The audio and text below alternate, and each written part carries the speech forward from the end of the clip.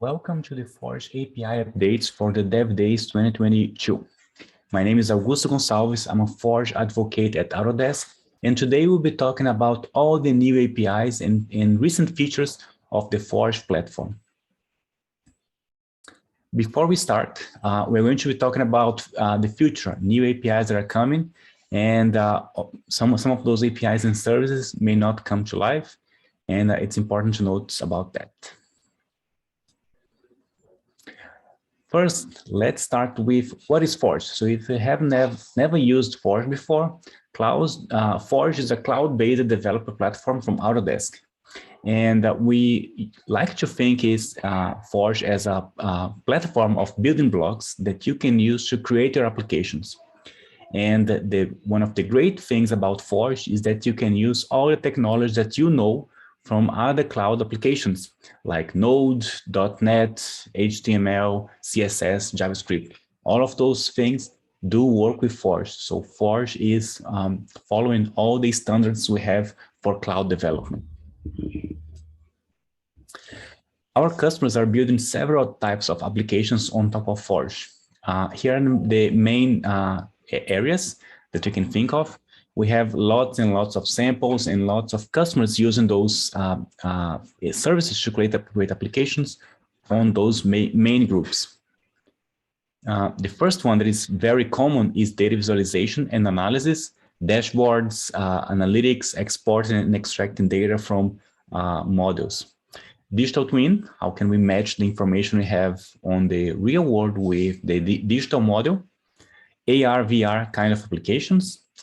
SaaS integrations, when I connect the information from my models into my existing systems, catalogs of all the models and options that I have, configurators, where I can automate the creation of new models, and design automation to automate the processing and creation and verification of my drawings using the engines I have available on my desktop environment as well. And of course, the last one is prefabrication, where I can use that to pre-design my models and prefabricate my construction before actually going to the site. And all of those areas are possible with Forge, with the Forge services. And you can see samples, you can see more stories on the forge.autodesk.com website. Now, let me jump into what is specifically new on the Forge services, and what's new and recent and what's coming. And let me start with the generic ones, the cloud updates, what are the platform foundations that changed. We did discuss last day, we had the lightning talk about the OSS binary transfer optimization. With that, you can download and upload files to OSS or to Autodesk in general, using URL directly to the S3 bucket where we store the data. So Autodesk Forge, we use AWS behind the scenes. So instead of sending your file to Autodesk and then we send that file to S3, you can get a direct URL to S3 and upload your model directly to that point. That improves the performance that you can upload large files and also makes you closer to the destination where the file will be hosted. There's a lot of documentation available for that, and go to forge.autodesk.com and go to documentation. You can see all the details to create a signed URL to upload and download the file.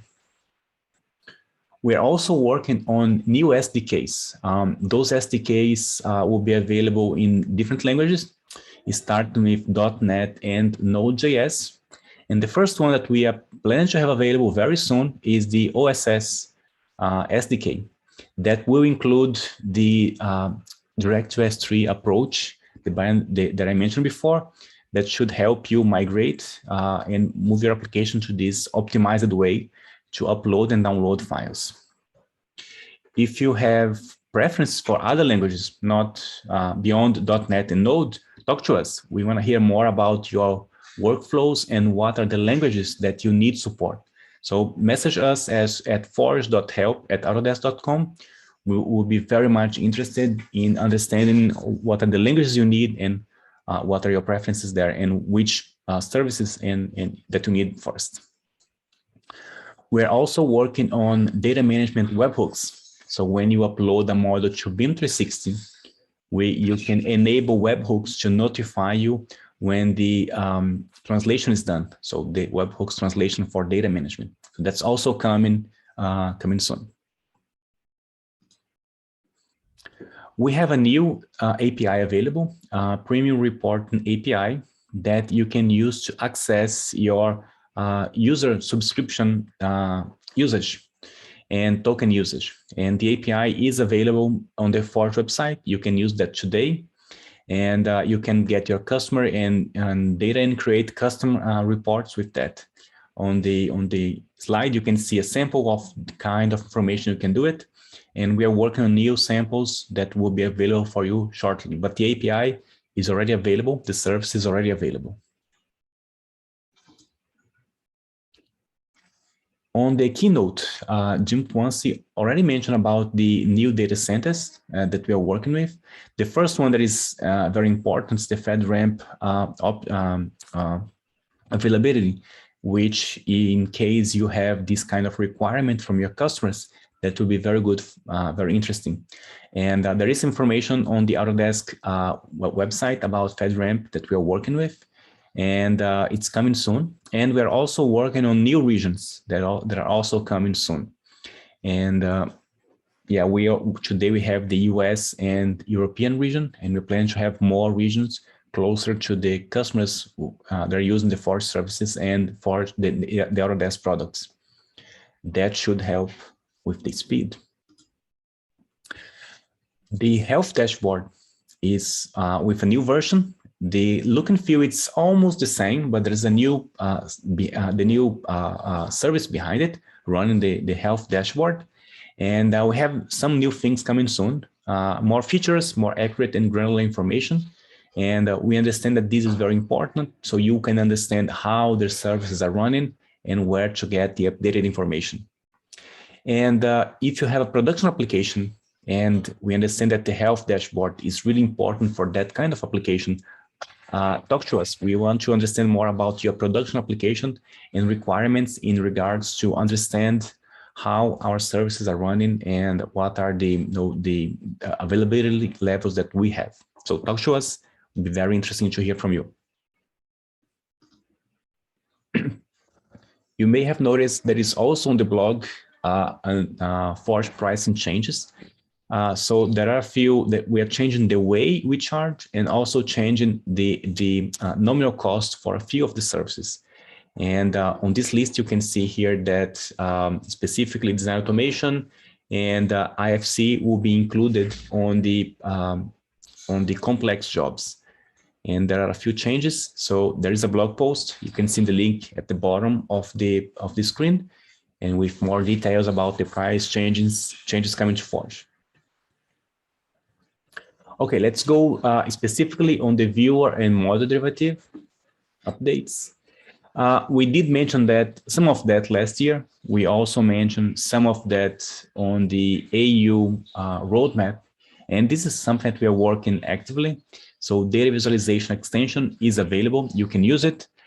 It's an IoT development kit that has a Azure IoT reference app. So it's very easy to connect to Azure, and you can use the Azure IoT services and straightforward with the Forge viewer and this data visualization extension. The SVF2 is also available in production. The important thing to notice about SVF2 is the SVF2 IDs that are different from SVF, but you can revert to SVF IDs if you have to.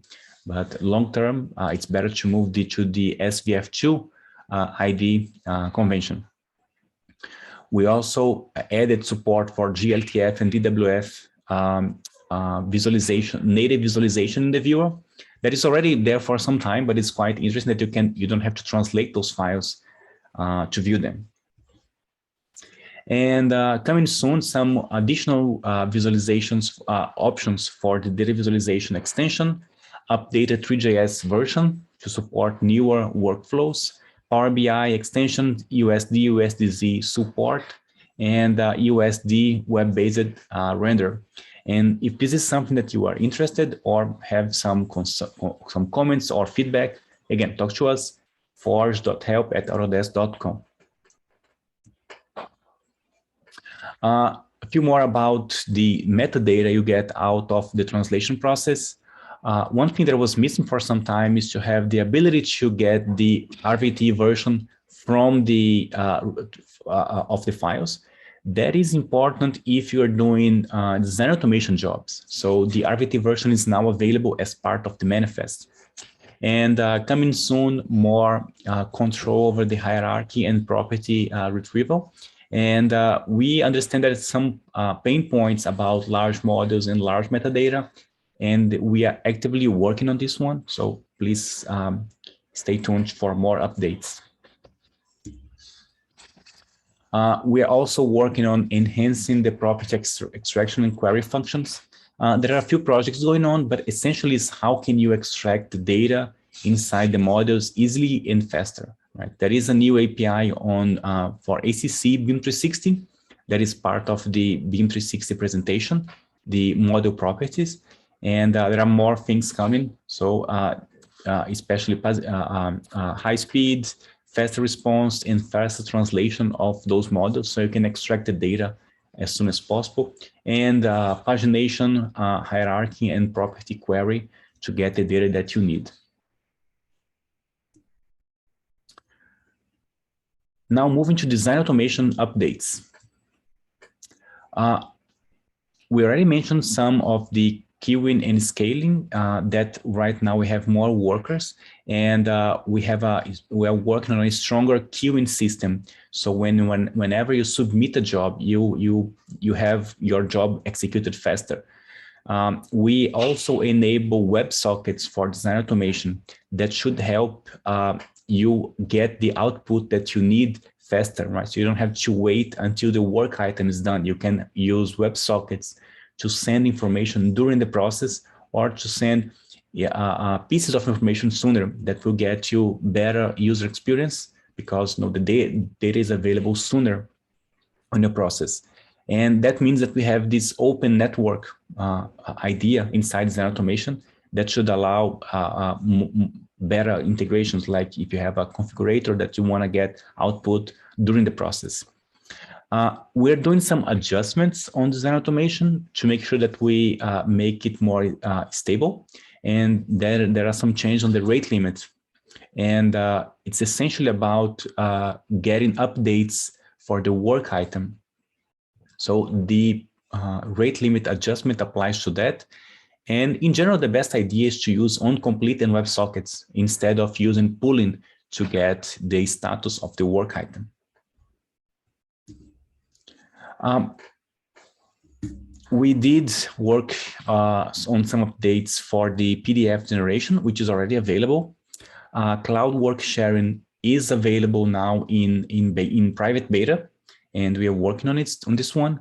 Essentially, the idea of cloud work sharing availability on design automation is so that your design automation can be part of the design process. So you have a few people working on it, and the design automation can also work on the same model because it's part of the work sharing environment. The scaling and performance improvement on design automation is a work in progress. And what we delivered recently was the instance size that we increased in the memory from 16 to 32 gigs. It doesn't match specifically what you have on your desktop. So there are some differences, right? Because design automation is running headless and is very focused on Revit. There's nothing else running on that instance. But we are doubling the memory capacity on the design automation instances that should help your application open larger models. Last topic, it's about Forge data. Actually, it's interesting that with the Forge data, it's about sharing and accessing granular data inside of the models. And this initial version is really about, it's based on top Revit views, and it's limited to read only at first. Later, we are going to work more on more connectors and write as well, and going beyond Revit. And this is right now in private beta, and we are hoping to go into public beta really soon. What is interesting on the API perspective is that there will be connectors. So you have this data hosted on the cloud, and Revit and your application can connect to that same data and read, and in the future can also write back to that same database. So it's a very shared experience and granular access to the data. This is still in private beta. More details on the API to come soon. And I'm not going to go into very much into details on the Forge data. I would recommend to go to Jim Kwan's keynote presentation. He's going all the way explaining the details about the general architecture and how it, the general idea behind these connectors for Forge data. And as soon as the API is available, we are going to make that available on the Forge website with documentation and all the information that you need. But for general information, watch Jim Kwan's keynote presentation. Where can you learn more about Forge if you haven't done it before? We have tutorials available at the learnforge.autodesk.io. There's a new generation of that tutorial coming soon, but that will be simplified and more focused, but it's coming. We have a bootcamp training in April, May. The dates will be announced shortly. So forge.autodesk.com/blog for details on the announcement. And something that most people don't know is that you can book a time with the advocates team to discuss your specific application in architecture. And you can do that using our Calendly address. So calendly.com/Autodesk Forge. You can book a time and discuss your ideas, ask your questions, and you'll get the support that you need to get started with the platform. Last, all the information, documentation, everything is available at the forge.autodesk.com. That's the Forge portal, and you can get the information and also start your free trial today. So that's the place to go, forge.autodesk.com. With that, thank you for watching this presentation. Hope that was helpful, and thank you.